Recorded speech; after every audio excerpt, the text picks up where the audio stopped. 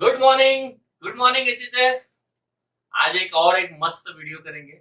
बहुत दिनों के बाद आया हूँ मैं, बट वीडियो तो करना है। आज मेरे साथ डॉक्टर रोहित मैत्रीकर है, डॉक्टर सुश्रुत सेलोकर है। दो कर है मेरे साथ, सेलोकर मैत्रीकर। अब उल्टा पुल्टा हो जाएगा, वो देख लेंगे पर मजा करेंगे। सुश्रुत सर, आज क्या करेंगे वीडियो? सर आज ऑरम का वीडियो करते हैं। पक्का ऑरम करेंगे? पक्का ना? ऑरम सबको पता है। ऑरम जग जग में हर जगह पे मिलेगा। ऑरम सबके घर में मिलेगा। ऑरम उसकी एक वैल्यू है, ठीक है। ऑरम मेटालिका रेमेडी है हमारे पास, बहुत फैंटास्टिक रेमेडी है। अच्छे से मजा करते करते उसको पढ़ेगी भी। पहले अपन थोड़ा सा जो ऑर्थोडॉक्स स्कूल में जो हम लोग मोस्टली यूज करते थे, ऑरम कैसा यूज करते थे सर? फिजियोलॉजिकली ना, हाँ। तो ऑरम मोस्टली सर हार्ट के लिए यूज करते हैं। Right, very good.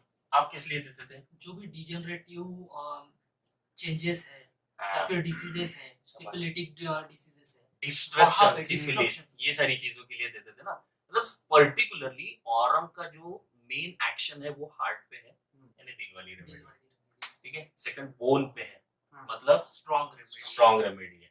Bones strong, जब इनसिक्योरिटी आती है तो उसको स्ट्रेंथ देने के लिए बोन बनते हैं, तो बोन पे इसका एक्शन है, हार्ट पे इसका एक्शन है। तो जब ये दोनों पे इसका एक्शन होता है ना, वहां दोनों जगह पे डिस्ट्रक्टिव चेंजेस लाते हैं। सारे ऑथर्स ने क्या लिखा है ये रेमेडी के बारे में? सिफिलिटिक रेमेडी बोला है। सिफिलिस इज अ डिस्ट्रक्शन, तो whenever there is a destruction, think about aurum, but not all the time, ठीक है। तो अपन मेरे हर वीडियो में हम लोग पैथोफिजियोलॉजी, थेरापेटिक्स और उसको कनेक्टेड माइंड करते हैं। तो आज हमारे साथ दो लोग तो है, दोनों के साथ भी हम लोग वही करेंगे। तो सबसे पहले हम लोग सोच लेते हैं कि ऑरम, जैसे सर ने कहा हार्ट पे काम करता है, सर ने कहा बोन्स पे काम करता है। तो हार्ट पे काम करता है मतलब क्या है? हार्ट पे होता क्या है ना, जब ये हार्ट पे एक्शन होता है ना ऑरम का, वहां पे डीजनरेटिव चेंजेस होता है, हाइपरट्रॉफी ऑफ हार्ट होता है, क्योंकि ये बड़े दिल वाला है इसलिए हाइपरट्रॉफी ऑफ हार्ट होता है। सेकंड, वहां पे एंजाइना समान दर्द भी होता है, इसलिए मोस्टली एंग्विश, राइट, एंग्विश में जाता है, एंग्विश कार्डियक पेन, ऐसा ना। तो ये भी बहुत इंपॉर्टेंट है। अब सेकंड चीज, बोन्स पे क्यों इसका एक्शन है ना, बोन्स पे इसका वैल्यू बहुत ज्यादा है। एस्टीम है, ऑनर है, एस्टीम है, ऑनर है। तो ये सारी चीजों को जब धक्का पड़ता है तो झुकना पड़ता है, और झुकना पड़ता है मतलब ऑरम का ऐसा है, हमारे मराठी में बोलते हैं मोडेल पर वाकना नहीं, बराबर, इसलिए वो टूट जाता है, इसलिए बोन्स में डिस्ट्रक्शन आता है, कैरीज होता है। तो this is all about aurum, pathophysiologically अपन फिजिकल लेवल पे कैसे प्रिस्क्राइब करते थे। सारे ऑथर्स ने एक लाइन बहुत अच्छे से लिखी हुई है। क्या लिखी है? Depression and loathing of life, है ना। मतलब बिल्कुल, मतलब शंकरन सर ने भी लिखा है, टॉलकस सर ने भी लिखा है, केंट ने भी लिखा है, पाठक सर ने भी लिखा है, बहुत डिप्रेसिव रेमेडी है करके सब लोगों ने लिखा हुआ है। बट ये मतलब बहुत ज्यादा डिप्रेसिव रेमेडी नहीं है, क्योंकि ये दिखती ही नहीं है डिप्रेशन, मोस्टली दिखाती ही नहीं, चीयरफुल दिखाती है। मतलब व्हाइल थिंकिंग ऑफ डेथ, ये भी चीयरफुल है, मतलब इसका डिप्रेशन आपको कभी दिखेगा नहीं। तो हम लोग ऑरम को पढ़ने की कोशिश करते हैं। हम लोग एचएचएफ फैमिली को बिलोंग करते हैं, तो हम लोग थोड़ा सा माइंड लेवल को कनेक्ट करने की कोशिश कर रहे हैं फिजिकल लेवल के साथ। तो Aurum is a syphilitic remedy, bone पे एक्ट करती है, बड़े दिल वाली रेमेडी है। तो एक केस देखते हैं। आपकी वो रिस्पॉन्सिबिलिटी वाली केस आपको पता है क्या थोड़ा सा? यस, वो वाली केस बताइए आप। तो वो जो रिस्पॉन्सिबिलिटी वाली केस थी, एक्चुअली वो एक सोरियासिस की केस है। हाँ। सो उस केस में कैसा था कि अराउंड 45-46 ईयर एज फीमेल थी, जिनको काफी सालों से सोराइसिस था, ऑलमोस्ट 30-33 इयर्स से सोराइसिस था उनको। सो जब वो आई एंड उन्होंने काफी चीजें बताई, बट मैं फोकस किया सिर्फ दो चीजों पे। कि उनको मैंने पूछा कि लाइफ में ऐसा क्या हुआ कि आप लोगों से दूर जा रहे थे, या लोग आपसे दूर जा रहे हैं ऐसे लग रहा था, या आपको बहुत टोच के बोल रहे लोग ऐसा लग रहा था। एंड एक और क्वेश्चन पूछा था कि ये बचपन से था, तो शादी के पहले का आप एंड शादी के बाद के आप में क्या चेंजेस हुए। ये बहुत इंपॉर्टेंट क्वेश्चन है, इसको नोट डाउन कर लेना। हमेशा क्वेश्चन किसी को भी पूछना है, डिसीज के पहले वाले आप और डिसीज के आफ्टर वाले आप, इसमें थोड़ा सा मतलब how she adopt, how he adopt is more important. ठीक है। एंड स्पेशली जब फीमेल पेशेंट आते हैं ना, तो फीमेल पेशेंट में मैरिज से पहले के एंड मैरिज के बाद के चेंजेस वो थोड़ा सा ज्यादा पूछना चाहिए। सो उन्होंने जब बताया कि बचपन बचपन से उन्होंने बताया कि मतलब उनकी माँ उनको बोल रही थी कि तू पैदा ही क्यों हुई, तूने पैदा ही नहीं होना चाहिए था, हमेशा उनको निग्लेक्ट करती थी। इवन ऐसी कुछ कंडीशंस आई थी कि उन्होंने उनको अफू जो ओपीएम के बॉल्स रहते हैं वो उनको खिलाया था। इवन पेशेंट ने ये भी बोला था कि एक सौतेली माँ क्या होती है ना, वो मैंने अपनी माँ से जाना। एंड ये सारी चीजें शादी के पहले की थी। एंड शादी के बाद जब वो ससुराल में आई, सो उनके हस्बैंड घर की तरफ कुछ भी ध्यान नहीं देते थे, सारे घर के काम उनको ही करने पड़ते थे। इवन बच्चों का भी, सारा घर का भी। इवन उनकी अभी घर बनना चालू था, कंस्ट्रक्शन शुरू था, तो वहां पे भी हर चीज, छोटी छोटी चीजें भी उनको खुद को देखनी पड़ती थी। सो उन्होंने एक और स्टेटमेंट बोला था केस टेकिंग के दौरान कि ऐसे लगता है ना कि सिर्फ एक ही पहिया काम करते जा रहा है, करते जा रहा है, करते जा रहा है, एंड दूसरा पहिया पूरा ठप्प पड़ चुका है। कितना ब्यूटीफुली एक्सप्लेन करते हैं पेशेंट्स हमको कुछ कुछ चीजें ना, मतलब मुझे सौतेली माँ क्या होती है ये पता चला। सेकंड चीज, एक ही पहिया एक ही काम पहिया कर। काम कर रहा है। एंड इवन और एक चीज उन्होंने बोली थी जो बहुत ज्यादा सेंसिटिव थी कि ऐसे लगता है ना कि काम करते करते करते करते एक दिन मैं चली जाऊंगी। एंड दैट स्माइल, उन्होंने जो स्माइल दिया वो पूरा रेमेडी का कोर बता के चल गए। सो डायरेक्टली एनालिसिस हाँ, करते। बिल्कुल बिल्कुल। सो एनालिसिस में ना मैं सिंपल सिंपल रूब्रिक्स लिया था। फर्स्ट रूब्रिक लिया था कि एलिमेंट फ्रॉम निग्लेक्टेड भी, हमेशा माँ ने मेरे को निग्लेक्ट किया, मेरी तरफ ध्यान नहीं दिया, मुझे मारने की भी कोशिश की। सो इन सारी चीज को देखते हुए मैंने एक सिंपल रूब्रिक लिया था, एलिमेंट फ्रॉम निग्लेक्टेड भी। सेकंड एक रूब्रिक लिया था ऑर्फन करके, कि माँ क्या होती, सौतेली माँ क्या होती है वो मैंने अपने माँ पे जाना। ये चीज, ये जो चीज था बोलने का उनका जो वे था वो इतना फोर्सेकन एंड इतना अलग था कि मुझे डायरेक्ट रूब्रिक लगा कि ये ऑर्फन है करके, कि वो अपने आप को एक ऑर्फन फील करा रही है करके। एंड देन उनके बाद भी कि शादी होने के बाद भी वो इतना काम कर रही है, घर की सारी रिस्पॉन्सिबिलिटी ले रही है, हर चीज कर रही है। तो सिंपल रूब्रिक क्या था, responsibility, taking responsibility too seriously. And the problem उनको अभी भी हो रही है कि वो रिस्पॉन्सिबिलिटी की वजह से, क्योंकि उनको अकेले को ही करना पड़ रहा है, एक ही चक्का काम कर रहा है। तो उस पर एक और रूब्रिक लिया था, एलिमेंट फ्रॉम रिस्पॉन्सिबिलिटी।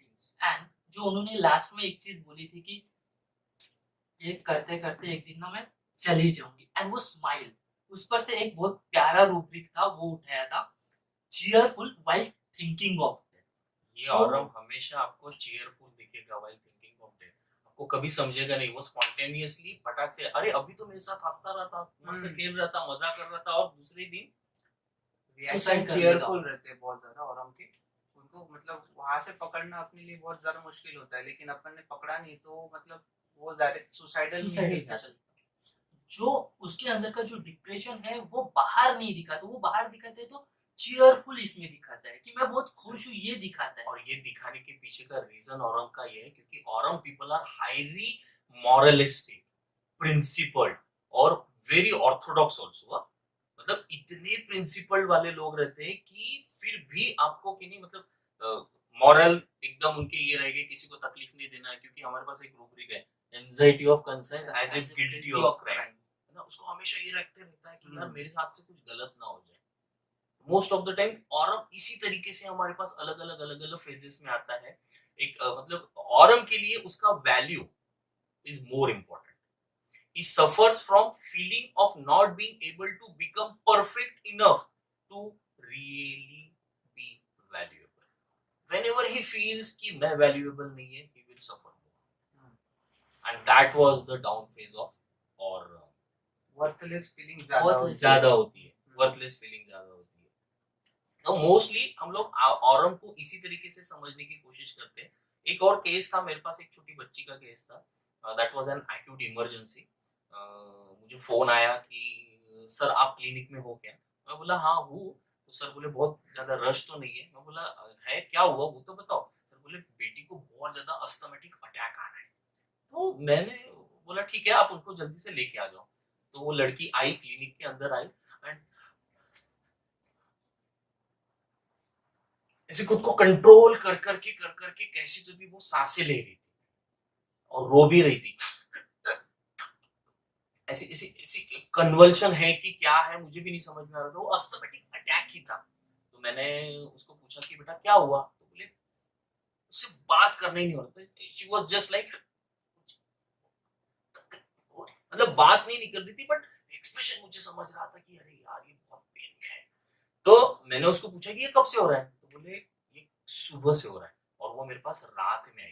बोला फिर दिन भर क्या कर रही थी? Obviously this question has to be arise in your mind कि यार ये दिन भर क्या कर रही थी ये लड़की। तो मैंने उसको पूछा कि तू दिन भर क्या कर रही थी? वो बोले मैं फंक्शन में बैठी हुई थी, वो कोई फंक्शन में थी जहाँ पे उसका डांस का परफॉर्मेंस था, कुछ था। तो वो सारा परफॉर्मेंस सारे दोस्तों का होने के बाद फिर वो अपने रिएक्ट करना शुरू कर देते। वो केस मैंने कहीं प्रेजेंट भी किया हुआ है। तो वो जब मेरे पास आई तो वो एकदम अस्थमेटिक अटैक में आई, बहुत ज्यादा तकलीफ में थी, रो भी रही थी पर आंसू भी प्रॉपरली नहीं निकल रहे थे और वो किसी को बता भी नहीं रही थी कि मुझे इतनी तकलीफ है। पूरा फंक्शन खत्म होने के बाद वो तो मेरे दिमाग में फट से एक रेमेडी है, मैंने दो मतलब रेमेडी आई, ऑरम मैंने उसको दे दिया। तो मैंने ऑरम क्यों दिया? मैंने सबसे पहली चीज ऑरम की, एक एक और चीज उसने बताई थी कि मैं बोला ये स्टार्ट कैसा हुआ? तो उसने बोला मेरे एक फ्रेंड के साथ मेरा झगड़ा हुआ। झगड़ा हुआ नहीं, वो लड़की ने मेरे साथ बात करना ही बंद कर दिया और उसके बाद ही ये अटैक धीरे धीरे शुरू हुआ। तो मैंने दो तीन रूब्रिक्स लिए। सबसे पहला तो मैंने एंग्विश लिया, इतने पेन में भी वो बताने की कोशिश नहीं कर रही थी। सेकंड चीज मैंने दूसरा रूब्रिक ये लिया, delusion affection lost, friends affection lost करके एक रूब्रिक लिया था और एक वीपिंग लिया था, वीपिंग विम्परिंग लिया था मैंने। तो वो उस तरीके का रूब्रिक लेने के बाद एकदम से मुझे वो दिख रहा था कि अरे यार ये लड़की को अपन ने ये देना चाहिए। तो मैंने ऑरम दे दिया। ऑरम देने के बाद जस्ट 5-10 मिनट में उसका अटैक थोड़ा सा कम हुआ। फिर वो धीरे धीरे खुलने लगी और फिर इस तरीके से मतलब बताने का तात्पर्य ये है कि ऑरम्स आर मॉरलिस्टिक रहते हैं, वो किसी को तकलीफ ना हो अपने वजह से बहुत ज्यादा। और दोस्तों का अफेक्शन जब लॉस होता है तब ऑरम आप सोच सकते हो। ऐसी बहुत सारी केसेस है। तो थोड़ा सा ऑरम को पढ़ते हैं। तो अब आपका क्या एक्सपीरियंस है ऑरम के बारे में? कैसा ऑरम होना चाहिए, किस तरीके से? ऑरम की मोस्टली जर्नी सर मतलब उसकी रिस्पॉन्सिबिलिटी रिस्पॉन्सिबिलिटी तो रिस्पॉन्सिबिलिटी ही रहती है पूरी, मतलब रिस्पॉन्सिबिलिटी के आजू बाजू में ही पूरी रेमेडी है।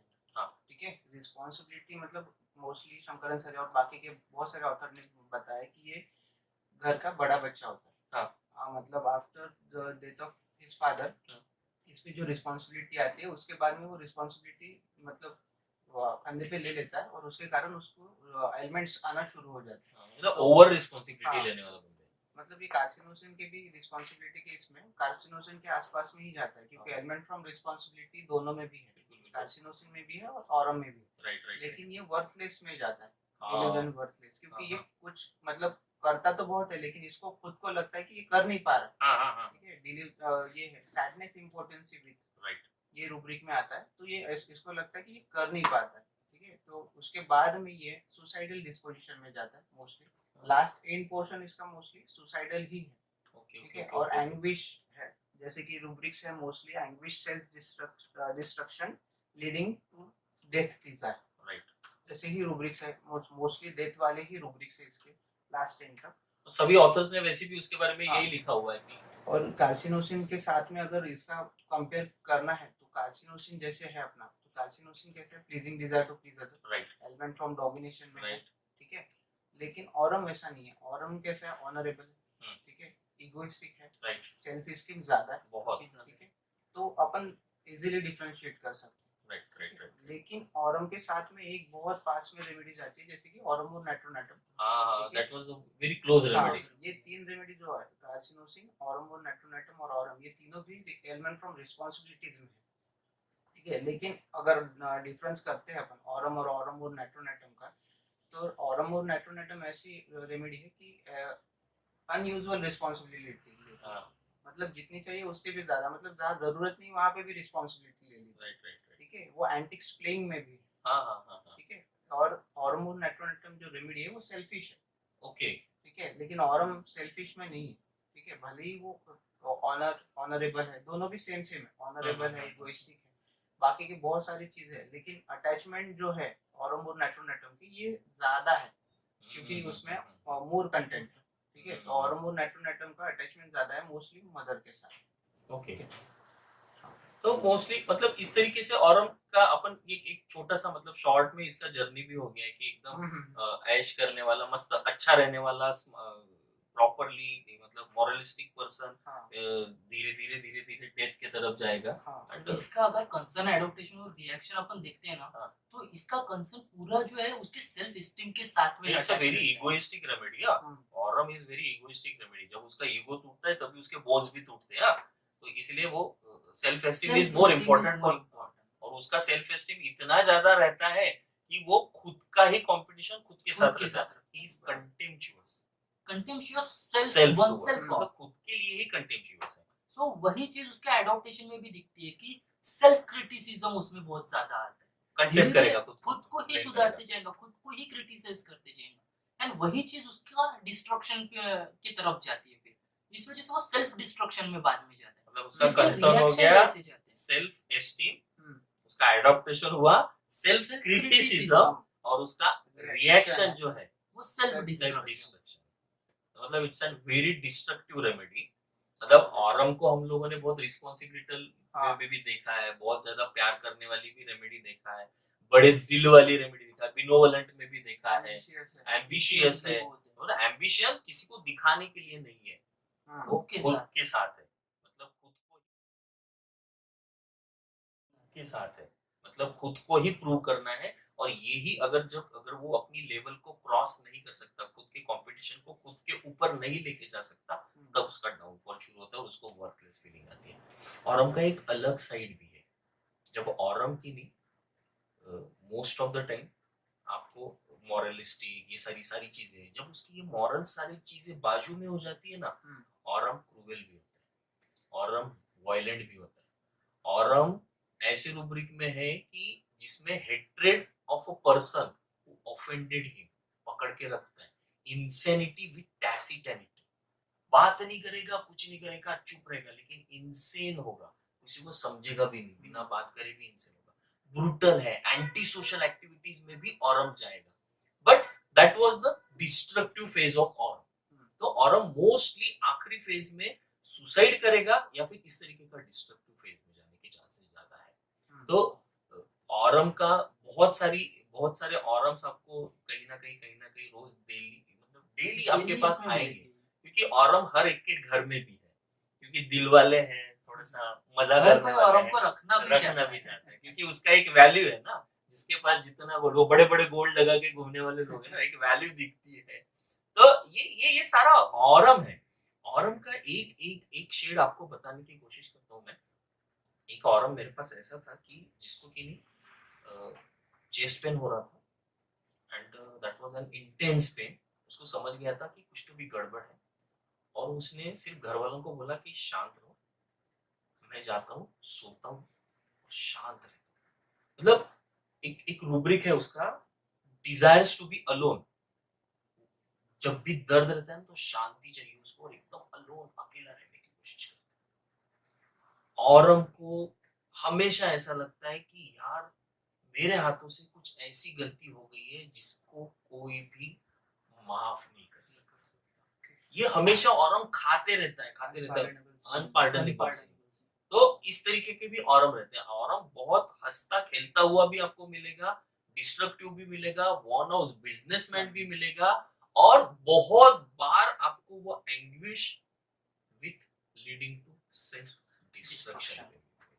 तो this is the short journey of aurum. कुछ हमारा रोहित की नहीं मास्टर है अलग अलग कॉम्बिनेशंस बनाने में। तो एक दो तीन कॉम्बिनेशंस है प्यार वाले, वो भी ऑरम के सुन लेते हैं अपन। तो वो बहुत अच्छे कॉम्बिनेशन है, मुझे बहुत अच्छे लगे, तो मैं बोला चलो ठीक है, ये भी अपन एक ऐड कर सकते हैं ऑरम में। सो एक ना इसका लव वाला एंगल देखते हैं कि लव वाला फैसेट इसका कैसा है।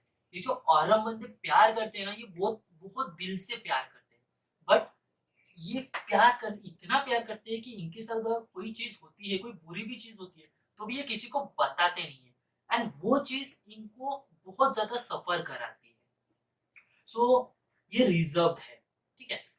रिजर्व होने की वजह से ये किसी को कुछ बताते नहीं, बट अगर प्यार में कोई भी चीज अगर धोखा मिलता है या कुछ चीज होती है, सामने वाले की डेथ होती है, एंड जिस वजह से इनको तकलीफ होना शुरू होती है, सो element from love disappointment, and उसके बाद भी ये किसी को बोलेंगे नहीं, ग्रीफ साइलेंट में जाएंगे, सिक्रेटिव रहेंगे, खुद ही उस चीज पे ब्रूड करते रहेंगे, एंड सामने जो दिखाएंगे वो इतना खुल के, इतना हंस के, इतना चीयरफुली दिखाएंगे कि हम लोगों को लगेगा कि यार इसके साथ तो कोई प्रॉब्लम ही नहीं है। सो ये चीयर लाफिंग व्हेन स्पीकिंग, ये वाली चीज में ये अपने आप को दिखाते हैं, बट अंदर ही अंदर ना इनको ये लगता है कि यार जो भी चीज हुई ना वो मेरे वजह से हुई, मेरे हाथ से ऐसा कोई तो भी क्राइम हुआ, ऐसा कोई तो भी सीन हुआ कि जिसको कोई माफ नहीं कर सकता। सुकीला माफी नाही। Delusion, he had committed unpardonable sin, इस वजह से इसको लगता है कि यार मैंने प्यार तो किया बट मैं उसके लायक नहीं था। Delusion, he is worthless, and इस वजह से वो धीरे धीरे सैडनेस में जाके एक दिन ऐसा आएगा कि सबके सामने बात करते करेगा, हंसते खिलके बात करेगा, एंड रूम पे जाएगा, फांसी लगा देगा। मतलब अपने को कभी पता भी नहीं चलेगा कि अरे ये क्या हो गया इसके साथ, अभी तो हंसता खेल रहा था, एकदम मजा कर रहा था। कभी कभी औरम को बहुत बहुत अलग अलग तरीके से आप देख सकते हो औरम को, बट औरम ऐसा रेमेडी है या आपके क्लिनिक में रोज आने वाला है, तो थिंक अबाउट औरम ऑल्सो। हंसता खेलता भी औरम हो सकता है। हमेशा ये मत सोचो कि डिप्रेशन वाला ही औरम आपके पास है, लोडिंग ऑफ लाइफ वाला ही औरम आपके पास आने वाला है। हंसता खेलता औरम भी आपके पास आएगा, बस आपको उसको पहचानना है। और कुछ ऐड करना है सर? औरम का जो लोडिंग ऑफ लाइफ है ना, ये उसके हंसने के पीछे का है, कि वो अपने को फील करना पड़ता है कि यार ये उस कंडीशन में, ये लोडिंग में है, वो बताएगा नहीं डायरेक्ट। तुम इतना क्यों मुस्कुरा रहे हो, क्या गम है है जिसको छुपा रहे हो। तो मोस्ट ऑफ द टाइम ऐसा हो सकता है। और कुछ ऐड करना है सर आपको? मोस्टली नियर अबाउट तो बहुत सारा पूरा और हो हम ही लोग चुका एक है। चीज देने की कोशिश कर रहे थे। So thank you Shishu sir, thank you Rohit Maitrikar sir. तो this is all about aurum, but aurum को सम अप एक लाइन में अगर करना है तो हमारा रोहित बहुत अच्छा करता है। तो अब कैसा थीम क्या दोगे? अब इसी ये रेमेडी को आपको थीम देना है तो क्या ये दोगे? रेमेडी को अगर थीम देना है ना, तो आई थिंक कि इस रेमेडी का थीम ना गोल्डन इंट्रोस्पेक्टिव डिस्ट्रॉयर होना चाहिए। ये ऐसा बंदा है कि जो गोल्ड जैसे शाइन करता है, सेल्फ क्रिटिसिज्म, खुद को ही हमेशा इंप्रूव करता है, एंड जिसके वजह से खुद को ही डिस्ट्रॉय करता है। सो द ऑरम के लिए गोल्डन इंट्रोस्पेक्टिव डिस्ट्रॉयर ये थीम हमने रखा है। Hope you all enjoy this Aurum, और आपको ये वीडियो भी पसंद आया होगा। काइंडली सब्सक्राइब, इसको लाइक करो, शेयर कमेंट करो, करो। और बेल आइकन दबाओ, क्योंकि बहुत सारे लोगों को बोलते हैं कि हमारे को नोटिफिकेशन नहीं आ रहा है, तो वो बेल आइकन दबाओ, आपको नोटिफिकेशन भी आएगा, जरूर मजा आएगा। आएगा। सो thank you Thank all. you all.